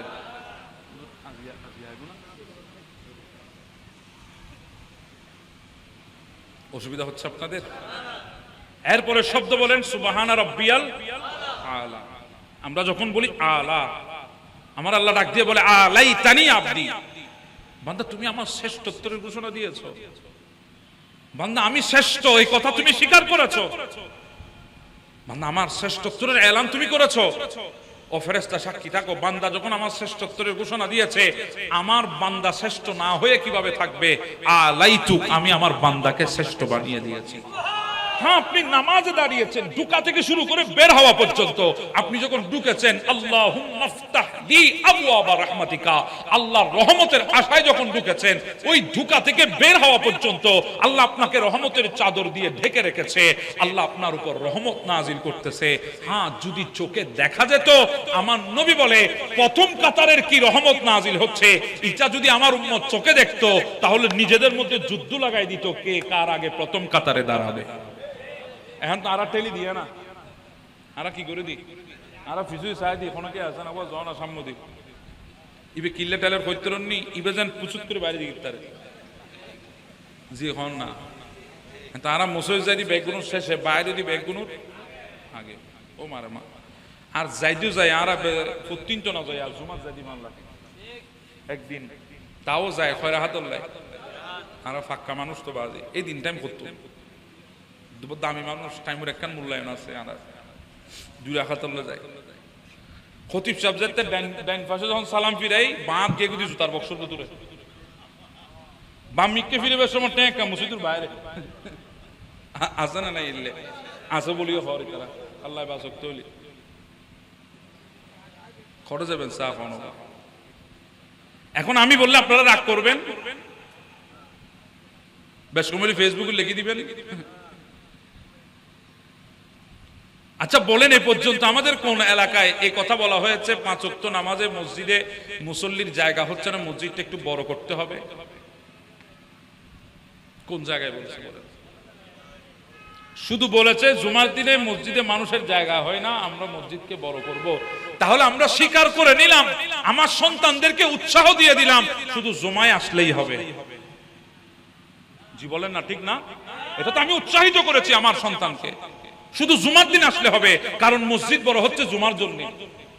এজন্য আমি সবসময় একটা কথা বলি, আল্লাহ যদি আমাদেরকে জুমা না দিত, তাহলে আমাদের সন্তানগুলা ভুলে যেত তারা মুসলমানের সন্তান। কারণ ওই একবার না পাঞ্জাবি পরে, একবার না টুপি দেয়, ওই একদিনে না। কথা বলেন ঠিক না? বেশ কম যদি হয়, বিয়ে যদি ফরি যা আর কত মসজিদে তো আর মসজিদ আইব না, আর আরো কেন ফাক্কা মুসলমান বিয়েও ফেলে দি শুক্রবারে, আছে না নাই? হ্যাঁ, বিয়ে জাগি বলে বলছেন গরিব তুন সগুদ্দ নোয়াড়ার দিলে করে ছায় দিকে যাবো তো আজ দেরিকা করে ফানলা এতন যাইলে খানা তাইব না, আছে না নাই? বিয়ের বাড়ির খানার টেবিলত বই আরো কি হইতো নবো আজ দেরি আর ক্ষতি বিবের কথাও নইবা আজি যেদিন না হামতা দিনে দেরি করে দেয় কোনো ভুল কইন না, অনারের এটা নাই নাই জানি আছে না, তাইলে আল্লাহ এবার বাসক। একটু দেরি হলে আমাদের ছটফটানি, কারে বলে সাকারাতের বিছানায় এত ছটফটানি হবে না, মসজিদের ভিতর দেরি হলে যত ছটফটানি আমাদের, এত বেশি আমাদের ছটফটানি বাড়ি যা, সাকারাতের বিছানায় এত ছটফটানি হবে না ইনশাআল্লাহ, যতটুকু মসজিদে হয় আমাদের। কথা বলেন ঠিক না? এজন্য মনে রাখবেন, আপনি যাচ্ছেন আল্লাহুম্মা ফতাহ লি আবওয়াবা রাহমাতিকা বলে, কার রহমতের আশায়, যতক্ষণ আছেন ততক্ষণ আল্লাহর রহমত নেওয়ার চেষ্টা করেন। ভাই বাদ দেন, ঘড়ির টাইম দেখা বাদ দেন। আর আমাদের মসজিদে এখন কোনো ওয়াল নাই যে ওয়ালে ঘড়ি নাই, শুধু পারে নাই টয়লেট আর উজুখানায় ঘড়ি দিতে, সব জায়গায় ঘড়ি। এখন মানুষে নদীকেও বলি লাইটিং ওলা লাগাই দিই। কথা বলেন ঠিক না? কারণ কেন? এবার নিয়ত বাঁধি যাতে দেখতে অসুবিধা নয়, ক্যাঁড়া রলি তো দেখতে অসুবিধা হইল ইয়ার লাইট উঠে। কারণ আমি মসজিদে গেলে কেন আমার সময়ের মূল্য বেড়ে যায় আমি বুঝি না। অথচ দুনিয়ায় যখন আমি খেলা দেখছি, দুনিয়ায় যখন আমি বিনোদনে আছি, দুনিয়ায় যখন আমি এদিক ওদিক চাচ্ছি, তখন সেই সময় আমার ঘড়ির টাইমের দিকে আমার খেয়ালই থাকে না। আরো বলি, হ্যাঁ এত রাত হয়ে গেছে, ঘড়ির দিকে তো খেয়ালই করি নাই।